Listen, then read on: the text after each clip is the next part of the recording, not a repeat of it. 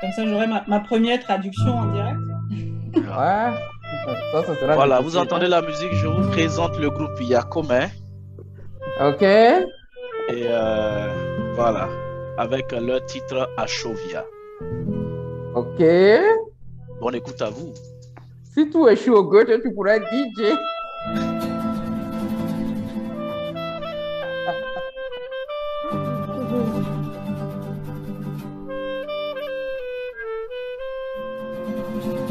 Joli ça.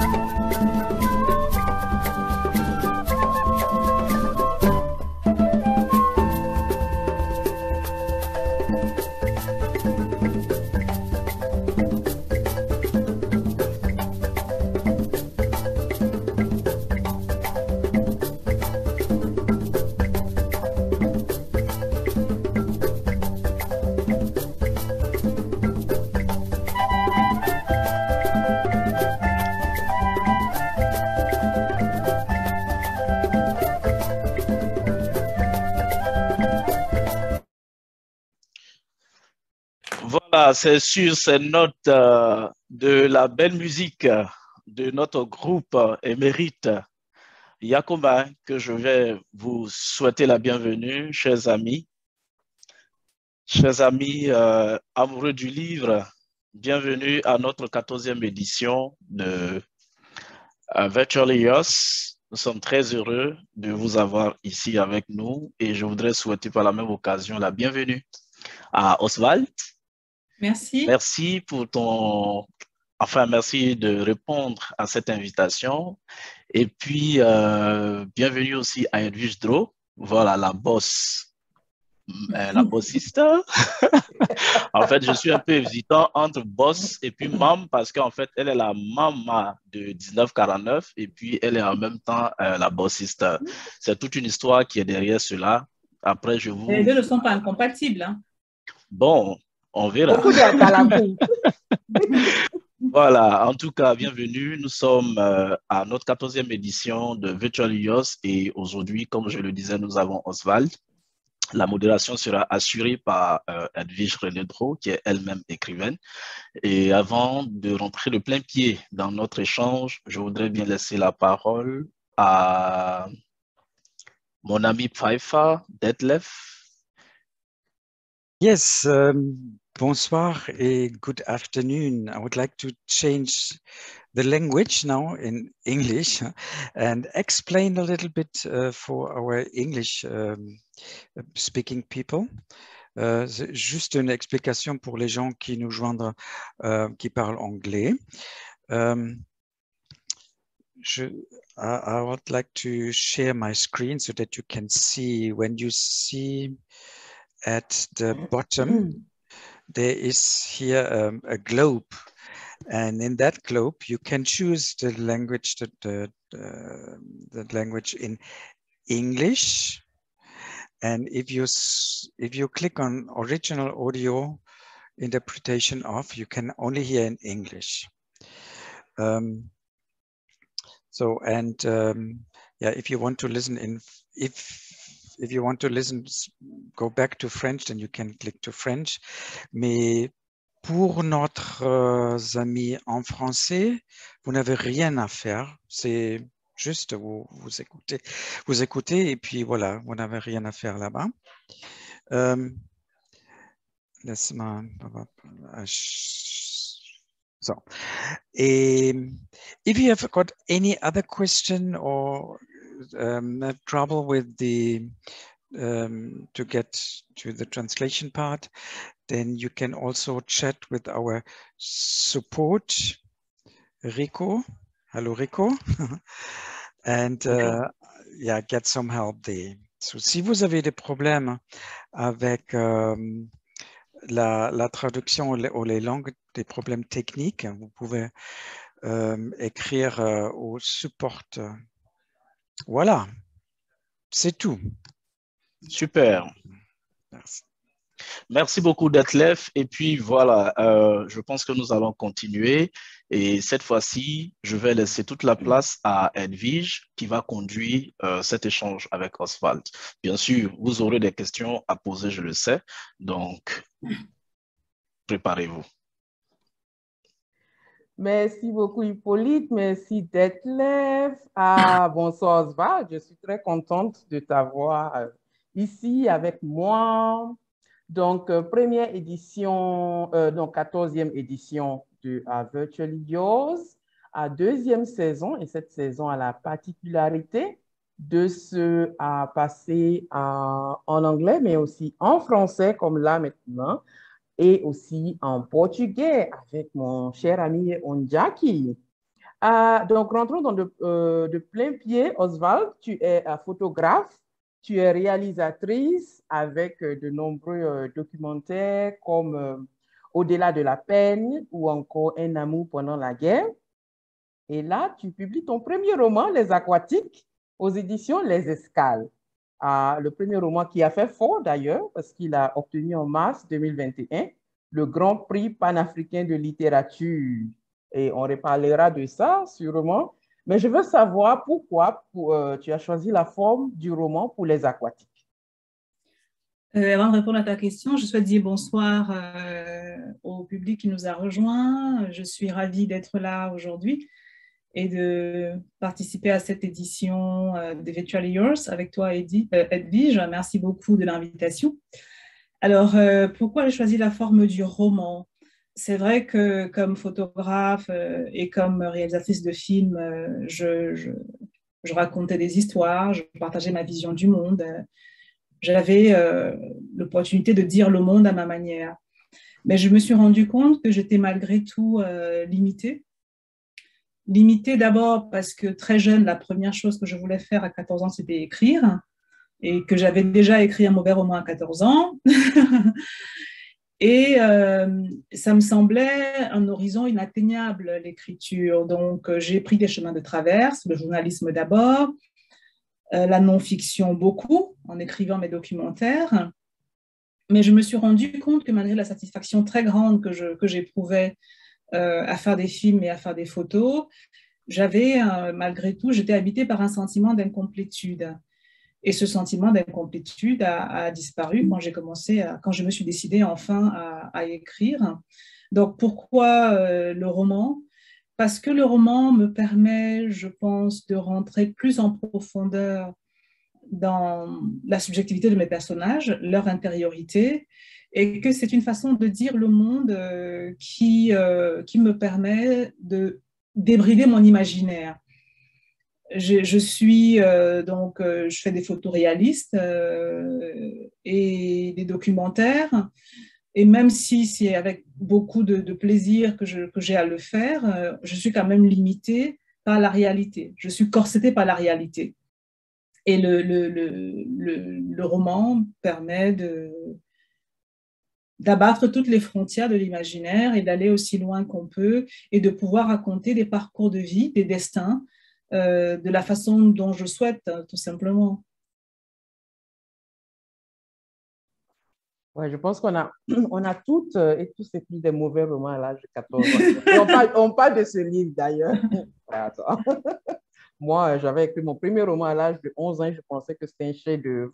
Jusqu'à ce que mon père me rappelle à la raison. Ce n'était pas bon, a-t-il dit. Après, tu as eu ton père. Moi, j'ai eu mon oncle. Il m'avait dit, après avoir lu le roman qui était très court, hein, c'était sur un cahier double interligne, il m'a dit, bon, au moins le titre est bien. Mais je crois que même le titre était mauvais. Ouais, on a besoin de ça dans la vie, on a besoin de ça.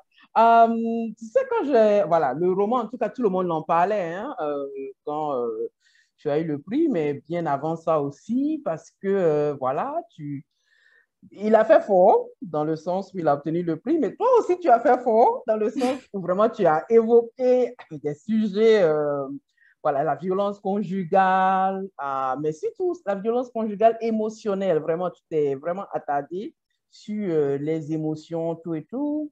Tu as évoqué vraiment ce poids sociétal-là dont on parlera parce qu'il est très lourd, il est même très pesant. On ressent cette pesanteur dans le roman.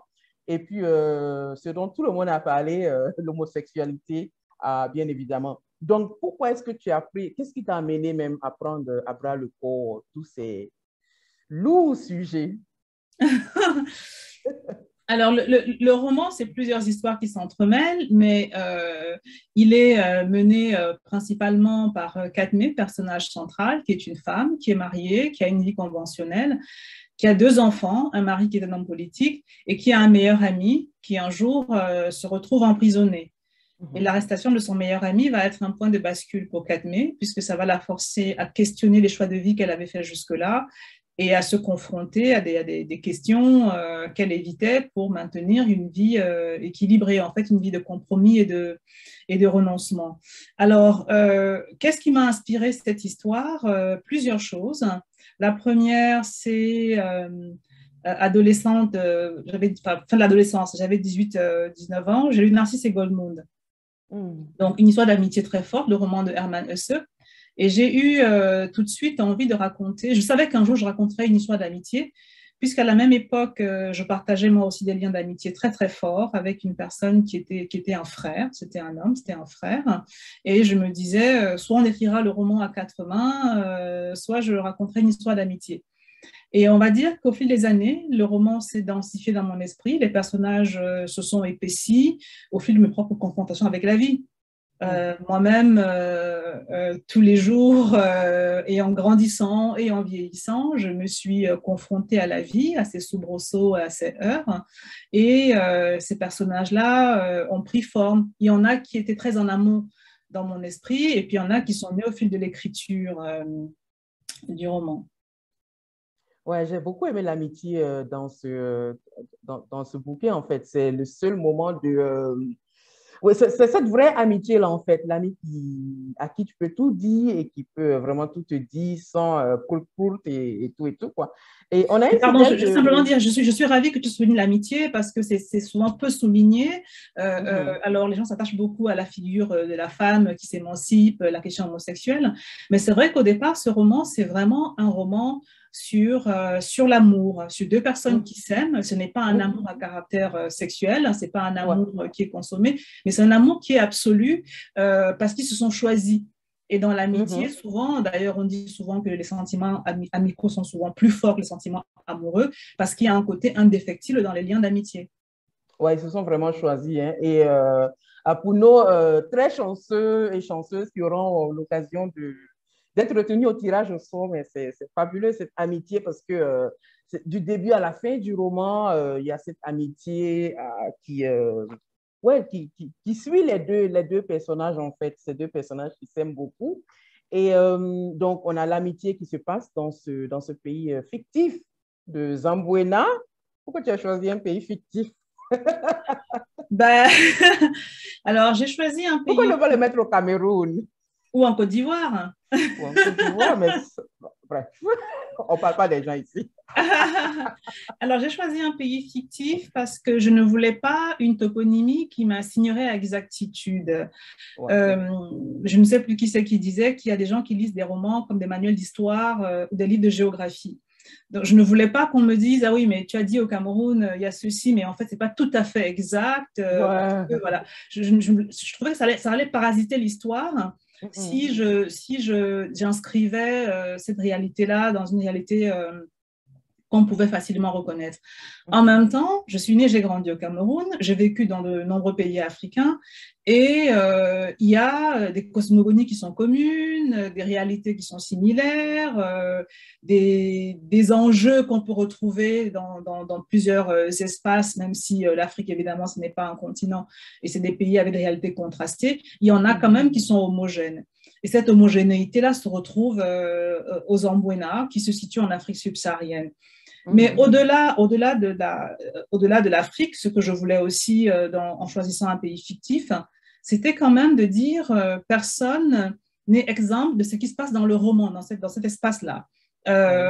Les sujets qui sont abordés dans le roman, les questions qui sont posées peuvent l'être en Europe, en Amérique. J'ai une petite histoire sur l'accueil du roman quand le choix de l'éditrice, en fait, de l'éditeur. Donc, j'ai envoyé le roman à beaucoup d'éditeurs par la poste, j'ai eu pas mal de refus.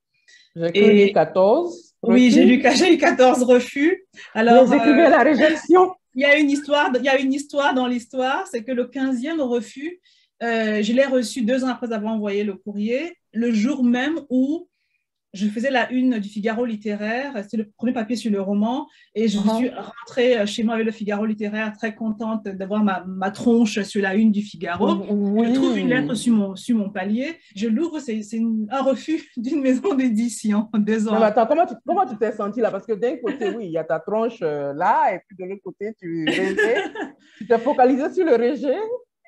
Non, pas du tout. J'ai trouvé ça savoureux. Je trouvais c'est une très belle ironie. Et je me suis dit, les choses se font comme elles doivent se faire. Voilà, je suis quelqu'un qui croit qu'on ne peut pas tout maîtriser, tout contrôler, et que parfois, il arrive que la vie, le destin, l'univers est plus intelligent que nous et organise les choses. Donc, c'était quand même fabuleux. Pour revenir à la question de l'espace géographique, celle donc, qui a pris le roman, Sarah Rigaud, qui est mon éditrice et qui l'a publié, l'une des premières phrases qu'elle a dites quand elle m'a appelée après avoir lu le roman, c'est « votre roman parle de moi ». Bon, c'était une voix au téléphone, une voix quand même qui faisait très, très française. Et je lui ai dit « mais vous êtes française ?» Elle dit « ah, je vous rassure, je suis blanche. Je suis française, elle est franco-américaine plus précisément. Je n'ai jamais été en Afrique, je ne connais ni le Maghreb ni l'Afrique subsaharienne, mais votre roman parle de moi. » Et j'étais bouleversée parce qu'effectivement, d'imaginer que cette histoire-là pouvait avoir une résonance aussi forte chez une éditrice parisienne, jamais je ne l'aurais imaginé. Ah mais oui, hein, c'est ça, les histoires sont universelles finalement. Et voilà, et donc les enjeux qui se retrouvent partout, tu sais, j'ai tellement savouré ce bouquin, je l'ai lu, bon, je l'ai tellement savouré que je veux que d'autres personnes le savourent aussi, mais pas des extraits, parce que c'est comme ça la vie. Ok, même très bien. Déjà en vente à Abidjan, et donc si tu pourrais nous lire un petit extrait, et puis tu nous dis la page, comme ça je te suis aussi. Ok, avec grand plaisir. Je vais vous lire un extrait. Bon, je mets mes lunettes là, j'arrête de faire ma coquette, je mets des lunettes pour lire. Toi, moi, tu peux faire ta coquette, moi, non. Alors, je vais lire la page 118. Okay. C'est un extrait, on est dans l'intériorité de Katmai.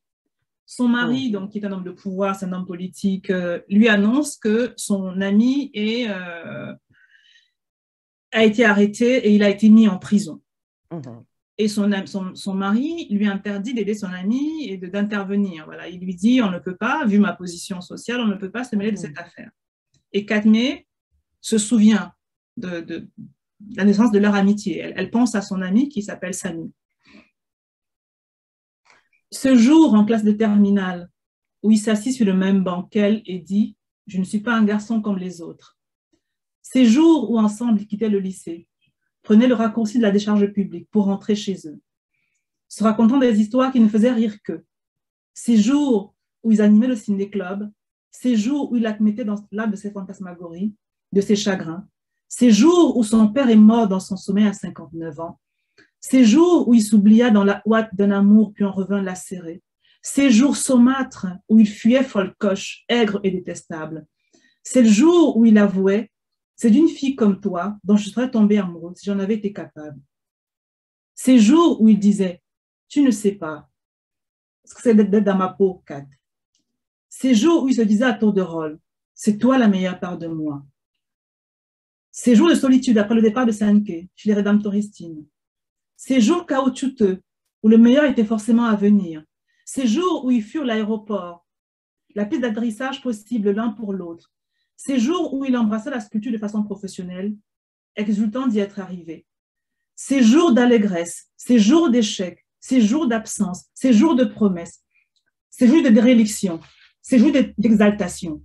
Ces jours-là et tous les autres, il ne s'était jamais fait défaut. Il l'enivrait de sa culture générale, de sa maîtrise des concepts philosophiques, de son amour de la sculpture, de l'art, la majorité dans une affection totale, entière. Et elle se comportait en petite maman, en sœur d'élection, en grande sœur tutélaire qui aime, veille et protège. Elle se sentait comptable de sa remise en liberté. Alors, elle implora son mari. Ouais, c'est trop beau. Je ne sais pas si nos amis qui parlent anglais l'ont pu suivre ça. Donc, Roman a traduit impérativement. Une des voix qui est infidèle de Virtually Yours dit ouais. Je ne sais pas si tu parlais français, mais bon. There you go. Donc, voilà. Et j'aime vraiment cette amitié-là qui est voilà, si belle, dont on en parle peu finalement dans les différentes critiques. Et j'ai vraiment aimé le fait que l'accent soit beaucoup plus mis sur ça au lieu des orientations sexuelles des uns et des autres, de Samy en fait. Donc, c'est l'ami voilà, l'ami de Katmé. Et même Katmé même ne mentionne pas du tout, sauf à la page 230, ne mentionne pas l'homosexualité de son frère. Oui, très précis en fait. Donc est-ce que c'est une pudeur? Est-ce que c'est parce que elle s'en fiche finalement? Alors, Katmé, c'est un parcours d'émancipation. C'est quelqu'un qui vient d'une famille plutôt croyante.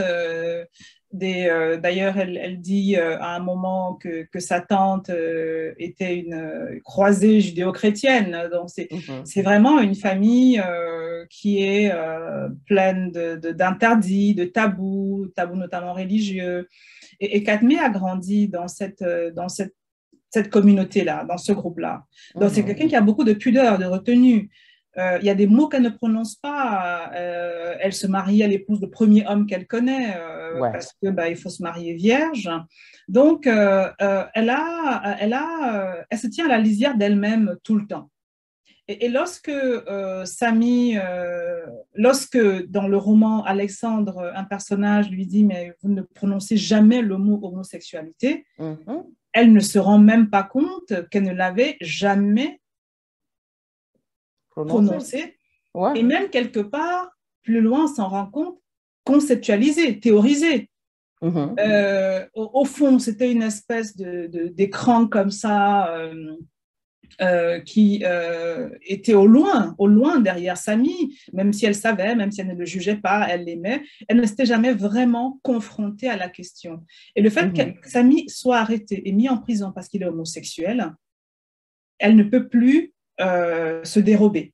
Elle se retrouve contrainte de confronter cette question-là, qui est une question qui, dans son espace à elle, est quand même une question dérangeante.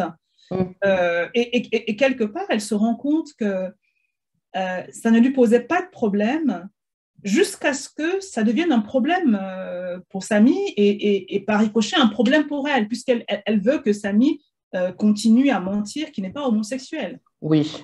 Donc, c'est aussi la complexité du personnage, la complexité de notre nature humaine, en fait. Je pense qu'on n'est pas un.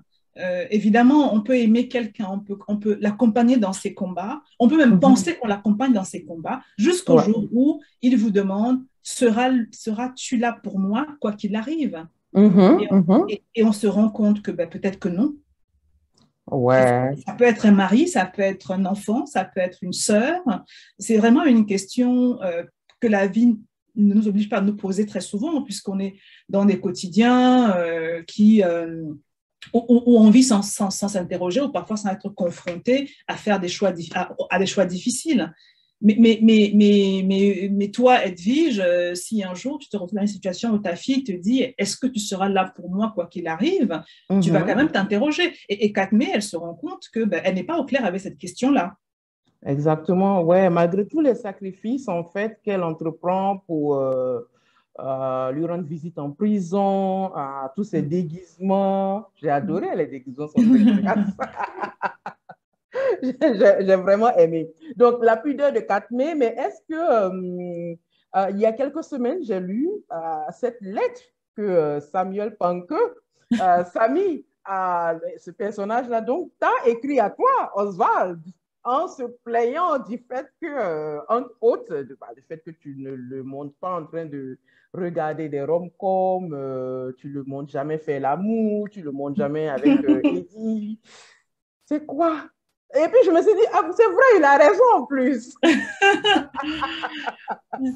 Alors, ce à quoi tu fais allusion, c'est une tribune pour le Nouvel Obs en France qui a été publiée il y a quelques semaines, où le personnage des Aquatiques, Samuel Panke, se révolte contre l'autrice, donc en l'occurrence moi, et me reproche de n'avoir montré qu'une face partielle et partiale de ce qu'il est, de ne pas l'avoir montré dans toutes ses différentes facettes.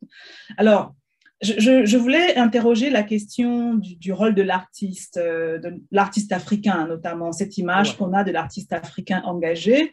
Et j'avais, mon esprit espiègle avait du mal à faire un texte classique, carré, et donc je me suis un petit peu amusée à faire parler Samuel Panke, parce que je me suis demandé, au fond, c'est des personnages que j'ai créés, mais si je les avais en face de moi, qu'est-ce qu'ils diraient?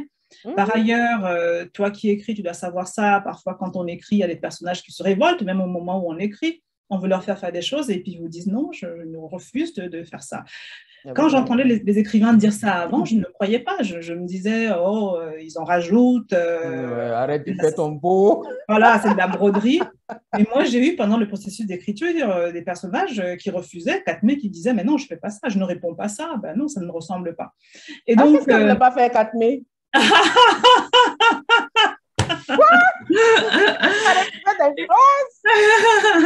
Et donc, oui, effectivement, Samuel Panke se pose un tout petit peu comme un artiste africain qui au regard de les projections qui sont faites sur nous, les Africains qui sont dans le monde de l'art, la littérature,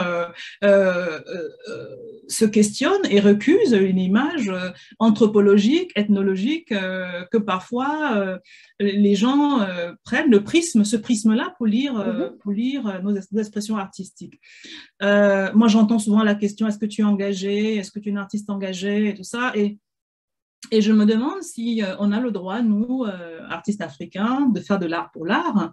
Non que ce soit quelque chose auquel je souscris, mais simplement, on a le droit est-ce qu'on a le droit de faire ce qu'on veut? Dans le texte, Samuel Panqueux prend l'exemple de Manzoni, l'artiste contemporain italien qui a mis ses crottes dans une boîte en cristal qui est exposée au MoMA. Donc, est-ce que nous, on peut s'arroger ce droit-là? Je n'ai pas une réponse définitive, mais ce que je pense profondément, c'est qu'il ne faut pas nous enfermer dans des cases. La case de l'artiste engagé, la case de l'artiste militant. Pour ma part, je ne fais pas du militantisme artistique. Je pose une vision sur le monde et c'est une vision esthétique, c'est une vision poétique, c'est une vision qui va au-delà de l'utile. Je souscris avec Victor Hugo, qui dit que l'utile, loin de circonscrire l'utile sublime et parfois sublimé, bien sûr, mais en même temps, je crois que quand on veut faire du militantisme, on ne le fait pas, on n'est pas artiste. Voilà, c'est vraiment ma conviction profonde. Si on veut faire du militantisme, on s'engage dans une association, on devient, j'en sais rien, on devient homme politique. Militant, on devient homme politique, on organise des marches de protestation. Mais je crois que l'espace de l'art, c'est un espace, effectivement, il y a des visions diverses et contrastées, mais nous, les artistes africains, on est souvent assignés à engagement. Et moi, c'est ça qui me pose problème, parce que je ne crois pas du tout que l'art a beaucoup perdu de son influence, la littérature aussi énormément, et je ne pense pas que c'est avec les aquatiques que la société va changer. Peut-être qu'il y aura un éveil individuel chez une personne qui va lire mon roman, peut-être qu'il va y avoir une subversion personnelle chez un lecteur ou quelques des lecteurs, mais je ne crois plus aux forces de changement sociaux liées uniquement à un engagement artistique. Ouais, Pardon, je vais finir par cette phrase de Sartre que j'aime beaucoup, qui dit, alors qu'est-ce qu'il dit? La nausée ne fait pas le poids devant un enfant qui meurt de faim. Donc voilà. Mais en fait, je voulais rebondir sur l'assignation de cet engagement. Tu dis qui nous assigne nous-mêmes, je peux dire, nous-mêmes Africains ou d'autres personnes. Je pense que là, effectivement, c'est une excellente précision que tu me demandes là. Moi, j'ai souvent perçu ça dans un regard autre, et quand je dis autre, c'est plutôt un regard occidental, oui. C'est plutôt un regard occidental de l'artiste. Voilà, il est vraiment engagé, elle est vraiment engagée, mais ce n'est pas souvent des propos que j'entends sur des écrivains français, espagnols. Donc, je me dis, le jour où je ne fais pas un livre qui parle d'homosexualité ou qui n'embrasse pas la question de la femme, juste un livre parce que je veux m'amuser, est-ce que je reste légitime? Bah oui, mais ce livre, c'est l'amitié, mais tout le monde a bondi sur la condition de la femme. Oui, c'est ça. Oui, c'est bien sûr que la condition de la femme est évoquée et que c'est un sujet majeur dans le roman, mais je suis parfois un peu dépitée que tous les autres aspects du roman soient occultés, parce que c'est un roman sur l'amitié, tu l'as dit, sur la loyauté, sur... Puis même, le Zambouena, c'est aussi un beau pays, et il y a des personnages dedans, notamment Katmé, qui souligne, quand elle est dans cette association avec des femmes occidentales, elle dit, mais en fait, il y a aussi de belles choses à voir aux Zambouena. Pourquoi est-ce qu'on va seulement à chaque fois visiter des endroits qui sont misérables ou des personnes qui sont dans la précarité? Tu sais, je dois dire, cette question de l'engagement, je la ressens aussi ici. C'est... ici, en Côte d'Ivoire, dans d'autres espaces africains, bah oui, mais du coup, mais c'est quoi le message il faut un message, il faut toujours un message. Je ne suis pas la prêtresse, moi. Et tu as parlé de Katmé, j'aimerais qu'on parle de Katmé, mais avant, oui, on veut se délecter encore d'un autre extrait. Donc, si tu as quelque chose, vas-y. Alors oui, je vais vous lire un extrait. Je vais vous lire un extrait qui intervient parce que Katmé, donc sa maman, Le roman commence quand la maman de Katmé, qui a été enterrée 20 ans plus tôt, doit être à nouveau enterrée parce qu'il y a des travaux d'urbanisation qui sont réalisés et la tombe va être déplacée. Et son mari, on y revient, qui est un homme politique et qui veut rentrer en campagne électorale, trouve que c'est une opportunité extraordinaire pour assembler autour de lui le monde politique, le monde des affaires de leur pays, et donc en faire de cet enterrement en privé une affaire publique et un strapontin pour lui. Alors, il explique ça à Katmé. Et là, à nouveau, on est dans la tête de Katmé qui apprend donc que sa mère va être déplacée et que son mari entend en bénéficier. Je vais utiliser, ma mère au lieu de Madeleine, toi qui as le roman comme ça, comme ça pour que les gens qui n'ont pas lu au moins ne se perdent pas. Voilà. Ouais, on a pitié de vous. Allez, je mets mes lunettes. Donc, c'est quoi, le prologue que tu nous lis? Non, c'est pas, c'est quasiment le début du roman. Ouais, ok, d'accord. La page 32. Ouais. Voilà. Transformer le changement de tombe de ma mère en foire du parti. Un nouvel enterrement avec honneur et dignité. Avait fanfaronné mon mari en me remettant le courrier annonçant que la tombe de ma mère, située sur le tracé de l'autoroute qui relierait bientôt le Hofen à Akriba, devait être déplacée de toute urgence sous peine d'être rasée. Honneur, dignité. Si on ajoutait paix, on avait la devise du Zambouéna. Grotesque, totalement grotesque. Ailleurs, on luttait pour faire reculer la mort. Ici, on passait sa vie à la préparer. Célébrer les morts s'avérait plus impératif que prendre soin des vivants. À l'aune du gaspillage consenti, on était respecté, admiré ou méprisé. On travaillait, économisait dur pour construire au village une maison qui en impose, en prévision des deuils à venir. Après la mort de ma mère, j'avais revu mon père 2 fois. La première, à l'enterrement de ma grand-mère. La mère de mon père, qui avait vécu toute sa vie dans la Dèche, eut droit à un enterrement, venez voir, un faste tétois. Rénus du cercueil doré à leur fin, mausolée en marbre noir du Zimbabwe, champagne, vin, bière, débauche de nourriture, pleureuse recherchée, groupe de danse traditionnelle de renom, invités connus et reconnus, tout le monde félicita mon père. Ce jour-là, ce que j'avais confusément perçu à l'enterrement de ma mère s'éclaira dans mon esprit. Un enterrement pouvait être un succès ou un échec. Celui de ma mère, malgré la présence de mon père, le riche homme d'affaires Innocent Patong, avait été un échec sur toute la ligne. Je me sentis hydrocéphale, la tête remplie de suie sombre, gélatineuse.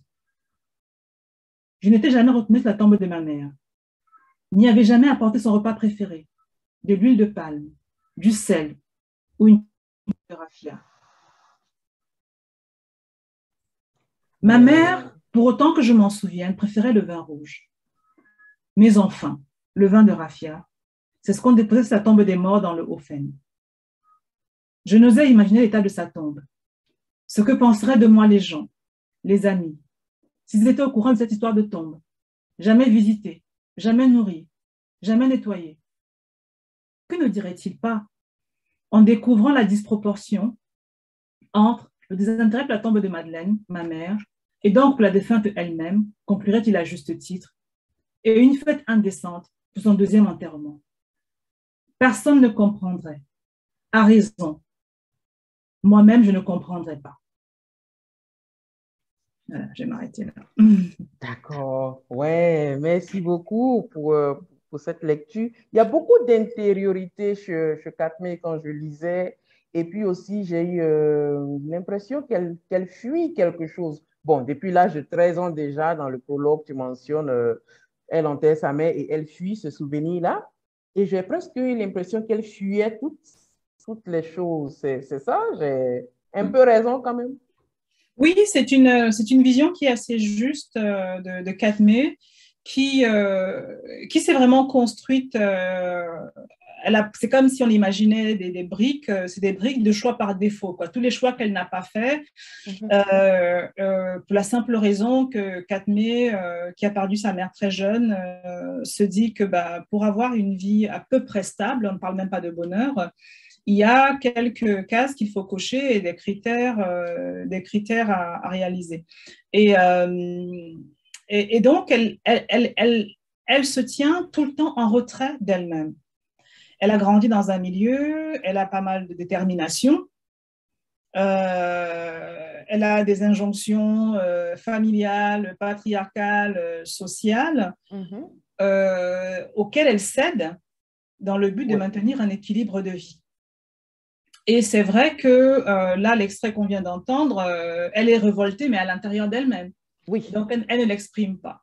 Un peu plus tôt, tu évoquais sa pudeur, a dit le mot homosexuel, et on voit bien qu'au fil de son évolution, c'est un personnage qui sort un peu de sa chrysalide, comme un papillon, et au fur et à mesure, même son vocabulaire s'enrichit. Son vocabulaire, pas s'enrichit parce qu'elle est enseignante, mais son vocabulaire devient beaucoup plus grossier, moins polissé, pour dire les choses de manière très triviale, elle finit par péter un câble. Alors que au début, c'est vraiment quelqu'un avec qui rien ne dépasse, qui est très conventionnel et qui s'attache à rester dans le groupe et correspondre à la norme établie. Elle veut être mariée parce que dans l'univers dans lequel elle vit, dans son pays, une femme est accomplie et aboutie quand elle est mariée et qu'elle a des enfants. Donc, peu importe la réalité de la vie de couple, il faut préserver les apparences. Et ce jeu des apparences, elle y joue très bien jusqu'au jour où la vie la force à se déterminer. Ouais, et elle joue très bien les apparences. Je pense qu'il y a aussi c'est pas seulement sa société, mais la classe sociale à laquelle elle appartient aussi. La force à jouer à maintenir l'apparence. J'étais en train de... mais il y a un côté, donc, quand je lisais quelque chose qui m'a énervé chez elle, elle donnait de l'argent à tout bout de champ. C'est quoi ce truc? Je dis, mais on peut te rendre service, ma fille, sans que tu aies besoin de distribuer des... Attends, c'est dû aussi à quoi? La classe sociale, la madame préfète, parce que son mari est le préfet, en fait. Son mari est le préfet, oui, tout à fait. Ce qui m'intéressait avec ces scènes-là, parce qu'il y en a plusieurs effectivement où distribuer de l'argent, c'était d'explorer un petit peu cette réalité qu'on a chez nous, qui n'a pas encore assisté à des scènes où des hommes politiques dans des pays dysfonctionnels, dans des pays où il n'y a pas de système de sécurité sociale, où il y a une défaillance de l'État, distribuent des centaines, bon, nous on est en CFA, des centaines de milliers de francs CFA au cours de cérémonies publiques, ou alors vont faire des dons très ostentatoires à des personnes fragilisées. Ce n'est pas le cas de Katmé, mais je crois aussi qu'elle vit dans un univers, elle est le produit de son milieu, et elle ne se rend pas compte de ce que ça a de, pardon du mot, mais de pornographique de distribuer comme ça de l'argent à tout va. Elle est habitée par un souci de générosité, de partage, de redistribution de richesses. Mais c'est le paradoxe, c'est que son mari fait partie d'un système de prévarication et de captation de richesses nationales publiques. Et elle, en sous-main, elle pense peut-être inconsciemment qu'elle rétablit un équilibre en distribuant de l'argent comme ça. Je crois qu'on assisterait moins à des scènes comme celle-là dans nos pays si on avait un système de sécurité sociale, si on avait un système de santé qui fonctionne, si on pouvait aller se soigner gratuitement dans les hôpitaux, bref, s'il y avait une justice sociale. Et c'est vraiment la question de la justice sociale que j'aborde à travers ces scènes-là. C'est comment les élites vivent dans l'indifférence des populations, la majorité de la population, et pensent, d'ailleurs, il faut souvent en entendre certaines qui disent mais nous on est hyper généreux, on a construit ceci, on a donné de l'argent à tel. C'est souvent d'ailleurs de l'argent public qui est distribué. Exactement, qui est distribué, dont il fait don. Mais il y a presque un retour de bâton parce que Samy de lui en parle quand elle distribue encore de l'argent. à Il la petite ironise, oui. vendeuse, là. Voilà, il ironise. Et puis, il y a cette femme à l'université qui rend un service à Katme, et Katme, comme à son habitude, va lui donner de l'argent. Et je pense que c'est la première fois que Katme est confronté au fait que bah, ce que je fais, ce n'est pas vraiment normal ou bien ou ouais. Oui, c'est-à-dire que quand cette femme la refuse, je crois que c'est aussi des morceaux de dignité qu'elle rassemble en lui disant on n'est pas tous des mendiants. Peut-être qu'on n'est pas tous nantis, mais on n'est pas tous des mendiants. Et bon, c'est une société qui est contrastée. Hein. Il n'y a pas de figure archétypale de la personne qui attend de l'aumône. Et je voulais, à travers cet enseignant d'université, dans une université où les enseignants sont mal payés, où ils sont précarisés aussi, comme malheureusement dans l'université en Afrique subsaharienne, montrer qu'on peut rester digne, on peut se tenir debout et dire non merci, en prenant cet argent-là, je cède un bout de ma dignité, ça ne m'intéresse pas. Et Katme est confronté à Samy qui revient.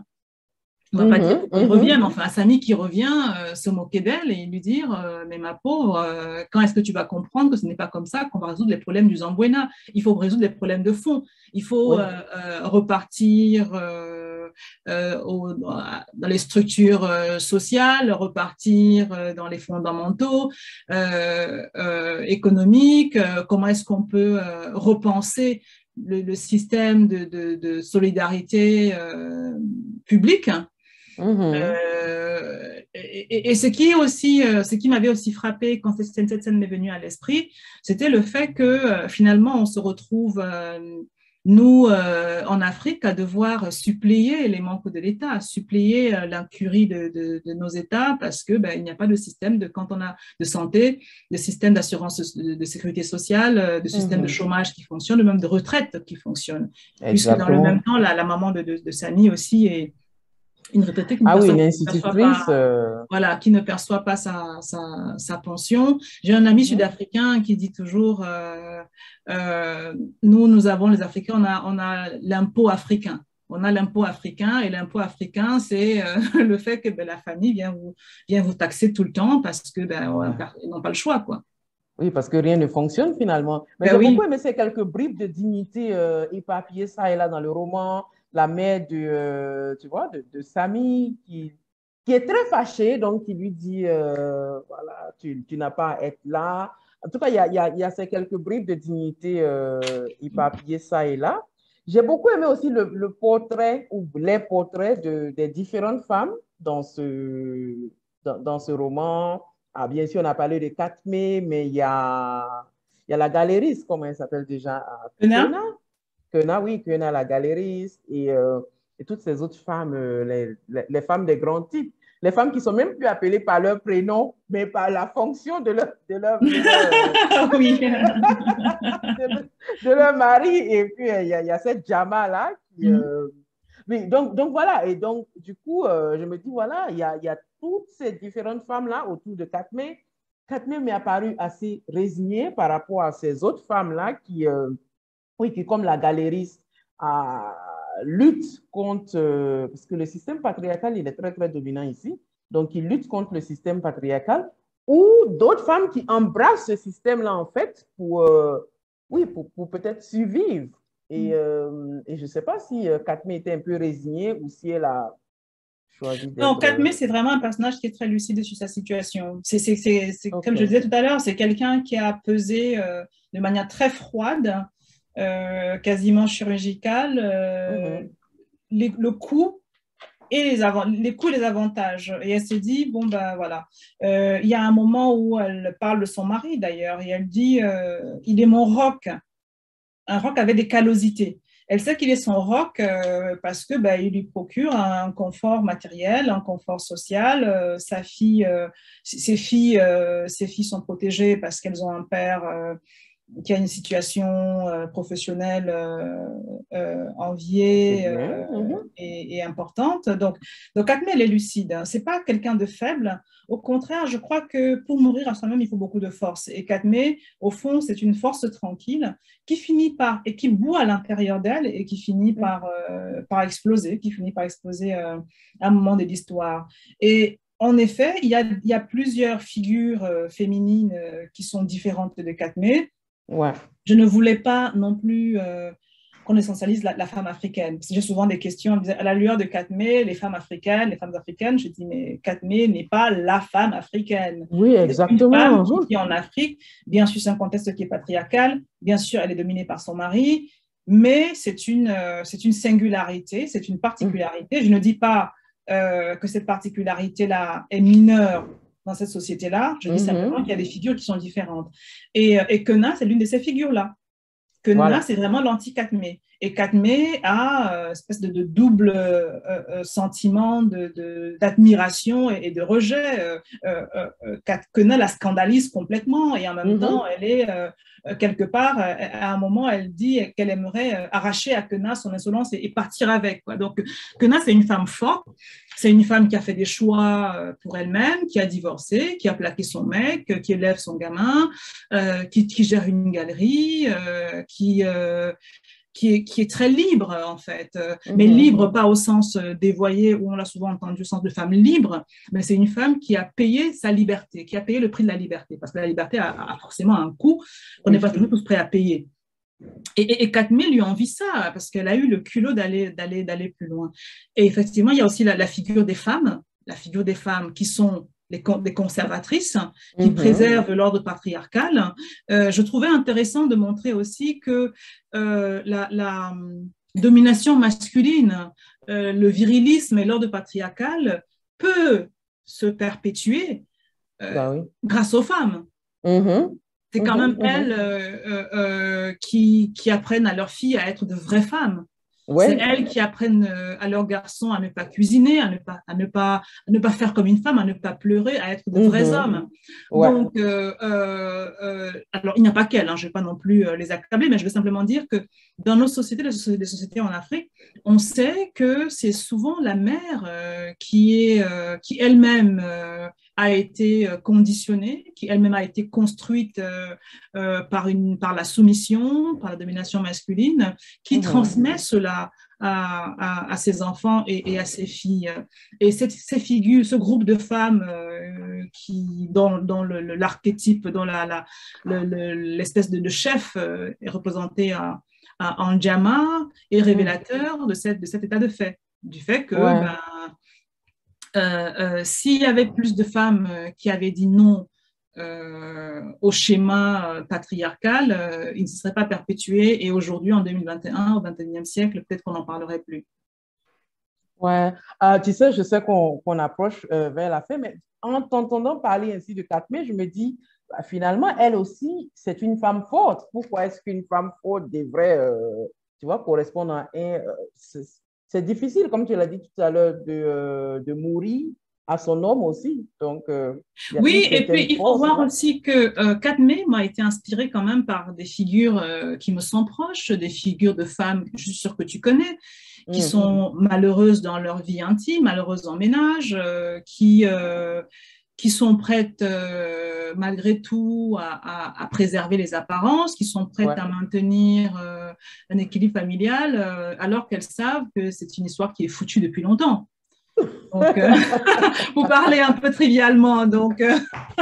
Ah non, je suis contente que tu aies parlé donc très voilà, c'est trivialement. des figures qui nous sont familières et pas seulement, je dis même ici en Europe. Donc, je crois que la vraie question pour chacune d'entre nous et puis même pour chacun au fond, c'est qu'est-ce qu'on est prêt, à quel point on est prêt à renoncer à ce qu'on a pour ce qu'on est, voilà.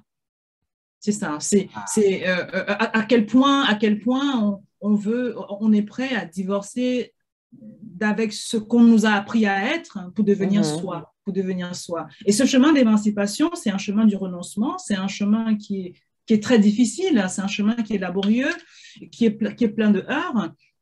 C'est aussi un chemin quand on est dans un schéma comme celui de ce groupe de femmes qui veulent conserver l'ordre établi. C'est aussi un chemin de l'exclusion. C'est un chemin de solitude. Donc, voilà, encore. Voilà, donc ça revient toujours au prix qu'on est prêt à payer pour coïncider avec soi-même, en fait. Voilà. Ouais, et donc parlons de cette renonciation à ce qu'on a, pour être ce qu'on est. on va passer à notre troisième lecture, notre dernière lecture aussi. D'accord. Alors, c'est la page 172. OK, je prends mon bouquin. 172, 173 en fait. Je ne cherche pas le suite de page. C'est un extrait du roman. C'est un extrait où Jama, celle que tu as citée, donc, qui maintient un peu l'ordre patriarcal, fait la leçon à Katmé. Parce que Katmé a désobéi à son mari et son mari a été violent envers elle. Ouais. Et Jama est envoyé pour la raisonner, pour lui parler. Comme souvent, on voit chez nous les tatas qui viennent et disent ah, ton mari a fait ceci, mais bon, tu sais, c'est ça le mariage et tout ça. Bon. Alors, donc, Jama vient lui parler. Et elle lui parle de sa classe sociale. Tu es une B, Katmé. Une B ne regresse pas en C ou D. Avec les cartes que tu as en main, tu seras un jour une A.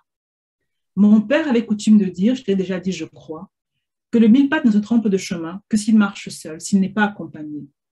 Tu t'égares, ma fille. Tu n'as pas le droit d'oublier qui tu es, ni où tu veux aller. Comment peux-tu nous mettre dans une telle situation? Tu sais que les gens murmurent que ce garçon est ton amant? J'ai parlé à ton mari. La colère lui a fait perdre la tête. Il aurait pu te tuer. Tu veux compromettre l'honneur de la famille, la carrière de ton mari, l'avenir de tes enfants, pour ce garçon qui est moins qu'un D, pour quelqu'un qui est hors classement, un zéro, Katmé. Les zéros sont nos subalternes. Dieu merci, ils existent, car on a besoin d'eux pour nous servir, pour être dans notre entourage, mais c'est tout. Dieu lui-même n'a pas établi une hiérarchie au ciel sans raison. Dieu le Père, Jésus-Christ, la Vierge Marie, les anges, les archanges, les saints, les messagers de lumière et je ne sais pas quoi d'autre ne se valent pas. Non, ils ne se valent pas. Et crois-moi, ce n'est pas un hasard. Tu es jeune. Tes filles sont petites. Concentre-toi sur elles, leur éducation, leur bien-être. Plus tard, si le moment arrive, je te parle là comme ta maman l'aurait fait si elle vivait encore, lorsque tu auras besoin de ce que les femmes de mon âge appellent ce qui calme le corps, lorsque ce jour arrivera, et il arrivera, ma fille, choisis un A et rien en dessous. Choisis un A dans le silence, la discrétion. Non,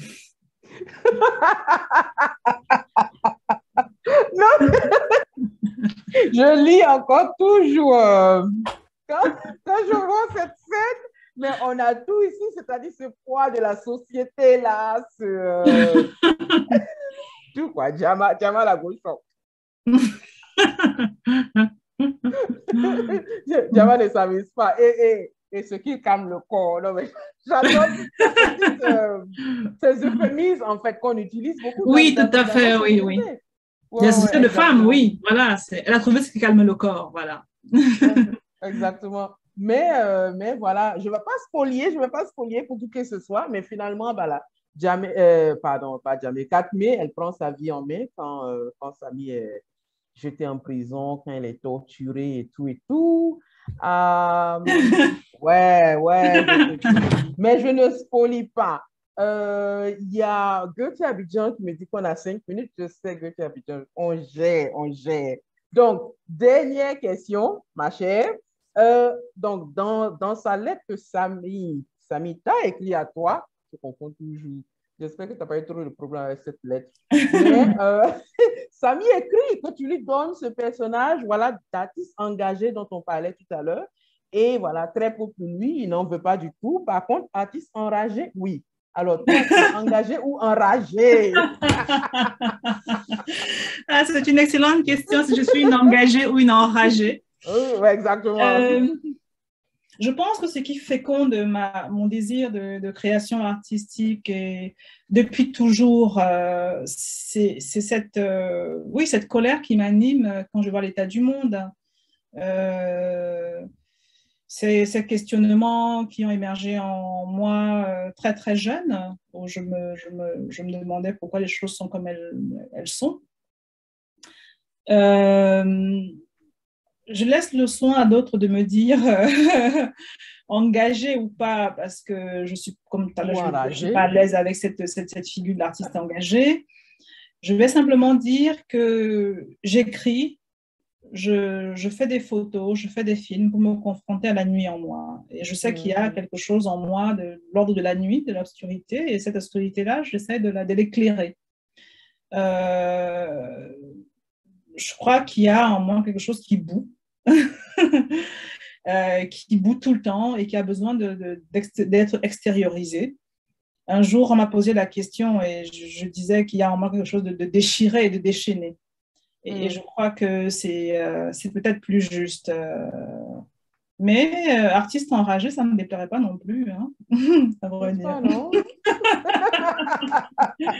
N'est-ce pas, non? En tout cas, ouais, merci vraiment pour ce bouquin, pour les aquatiques. Il est beau, tu mérites ton prix et merci. mais plus quoi. Et tout le monde devrait. C'est une étude très très facile en plus, mais qui nous amène à nous confronter à nous-mêmes. Et là, c'est pas voilà, c'est un livre qu'on lirait encore et encore. Oui, Ndegwa, tu as une question? Vas-y, pose ta question dans le chat parce qu'on arrive à la. Vas-y. Désolé, sorry. Hey. Allô, je pense qu'il n'y a pas de problème si je demande la question à Oswald. Sorry, oui, j'ai pas entendu. Sorry, Oswald, merci pour les aquatiques. J'ai pas lu le roman encore, mais je voulais savoir possibilité de traduction du roman en anglais. C'est bientôt ou... On a eu après le Grand Prix de littérature, on a eu des approches. Là, pour le moment, il n'y a rien de confirmé. J'espère que ça va se faire. Donc, avis à ceux qui nous écoutent. Hein. J'espère que ça va se faire bientôt. Pour le moment, il n'y a rien de consolidé là-dessus. Mais c'est effectivement une attente très forte que nous avons. C'est un pourparler. Donc voilà, on arrive à cette partie de Virtually Yours où on fait un giveaway, un draw, n'est-ce pas, Goethe Abidjan. Et vous allez sélectionner 5 personnes qui auront la chance inouïe voilà, d'avoir ce bouquin. Mais sinon, je dois dire qu'il est déjà en vente ici à Abidjan. Donc, si vous êtes à Abidjan, ben voilà, quoi. Allez dans les bonnes librairies. Si vous n'en trouvez pas, c'est que la librairie n'est pas bonne. Oui, tout à fait. Merci beaucoup, Edwige. Merci, Oswald. Oh, mon Dieu, on n'a même pas senti le temps passer parce que l'échange était tellement passionnant, tellement riche, beaucoup d'informations. Je pense que ceux même qui n'ont pas pu lire l'ouvrage ont déjà beaucoup d'informations, surtout très riches. Merci beaucoup. Et comme Edwige l'a dit, tu mérites en fait ton prix. Tu l'as bien mérité. C'est gentil. Écoutez, merci. Merci beaucoup à vous. Ça a été vraiment un plaisir de partager cette heure avec Edwige, avec vous le public. Hello. J'espère qu'on se rencontrera très bientôt, autrement qu'en virtuel. Et merci beaucoup pour le soutien à nos littératures, en nous lisant, parce qu'en fait, il n'y a que ça qui est possible de faire pour nous, c'est de nous lire, de lire les auteurs africains, autrices africaines. Tout à fait. Merci beaucoup. Donc, nous sommes à ce stade où il faut faire un tirage parce que nous avons décidé d'offrir des ouvrages, en fait des exemplaires de ton ouvrage à nos amis qui nous suivent. Ah, formidable. Et donc là, voilà, j'ai les noms de ceux qui sont connectés sur des bouts de papier. Donc, laissez-moi juste une seconde, le temps que j'y mets de l'autre. On doit avoir une musique. Une musique, non? Bon, en fait, j'ai déjà fini. Voilà, donc je les ai ici, je vais juste mélanger. Tu es seul dans ta cour constitutionnelle là-bas. Voilà, je suis seul dans ma cour, en même temps électeur, en même temps, ici on dit la CEI. Donc, je tire le premier nom. Le premier nom, il s'agit de Gilbert Ngeno. Je ne sais pas si je prononce bien. Voilà, c'est Gilbert Ngeno. Voilà, donc Gilbert, vous êtes notre premier gagnant. Gilbert, on te contactera. Voilà, nous allons vous contacter. Ensuite, le deuxième ou la deuxième gagnante, nous avons Ndegwa Nguru. Voilà. Ndegwa! Alors, mes enfants sont travaillants en ce moment. Merci. Super, voilà. Ensuite, prochain gagnant ou prochaine gagnante, on Ça a... faut gérer avec gagnante d'abord. Avec gagnante. D'accord. On a Moyo Rureko. Voilà. Moyo Rureko. Elle est avec nous, Moyo? Voilà. Je vois qu'elle est connectée. Ok. Donc, ouais. voilà. Moyo, on va te contacter. Ensuite, nous avons là, on a quatrième combien? personne. Voilà, on a 3. Donc, quatrième personne. On a Tabile Ketier. Voilà. Tabile Ketier. Je ne sais pas si elle est là. Sinon, normalement, elle était... Ouais, je vois. Oui, ouais! Super. Voilà. Donc, on va vous contacter. Dernière personne. Il s'agit de Lena Amwalawa. Voilà. J'espère que je prononce bien. Désolé si je ne prononce pas bien. Voilà. Donc, voilà nos 5 gagnants de cette édition. Merci beaucoup. Nous allons vous recontacter pour vous envoyer vos différents exemplaires. Quant à moi, voilà, je crois que nous avons passé 17 heures locales. Edwige, est-ce que Oswald a déjà donné son mot de fin? Sinon, voilà. Ouais, Oswald, tu as quelque chose à nous dire? Ben, je crois que je l'ai déjà dit, je vous ai remercié et j'ai dit le plaisir que j'ai eu à participer à cette première édition de Virtually Yours.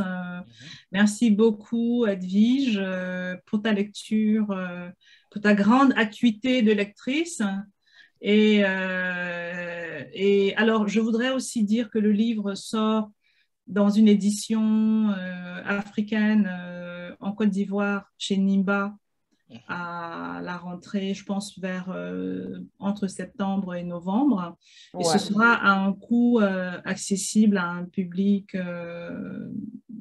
africain, un public local. Puisque maintenant, il est vendu à un prix qui a été fixé en France, il est vendu à un prix européen en euros. Ouais, toutes ces choses. Et vous pouvez le lire gratuitement en 1949, donc voilà. Et aussi au Goethe, j'en suis sûre, au Goethe. Et donc, le prochain Virtually Yours qui sera en portugais avec Onjaki, le 9 avril. Look at us. Donc voilà. Merci beaucoup, tout le monde. Merci. Voilà. Merci beaucoup. Merci à tout un chacun. Merci Oswald. Merci Edwige. Merci Pierre. Faifa, je te laisse la parole. Il me semble que tu as levé la main. Oui, c'est vrai que parce que je voulais juste m'adresser aux gagnants. S'il vous plaît, écrivez-vous votre correspondance postale. Please write your mail so that we can send the book to you. And I would like to also to ask. Now, where are you? What are you looking where for? is Hippo? Hippo, is he gone? No, Hippolyte Hippo's is still there. here. Yeah. Hippo, please, we have to sort out, and maybe it's still possible that Rashid can bring some of the books to Joburg when we meet next week in Joburg, because I've seen we have a winner from Namibia, we have a winner from South Africa, and I have to find out where all the winners are so that we can distribute the books from our meeting next week. And I also, personally, I would like to thank to Oswald and to Edwige for our very first French version of Virtually Yours. Ah, c'est la première en français? En français, ouais! C'est toi qui inaugure tout, ma soeur. Ah, j'étais le cobaye alors. Ça me ravit. Ouais. Super. Merci beaucoup d'être là et merci à chacun, à chacune. Je vous souhaite, voilà, un très bon week-end. On va finir la chanson que nous avons commencée et vous pouvez, voilà, continuer à l'écouter. Merci beaucoup. Ciao.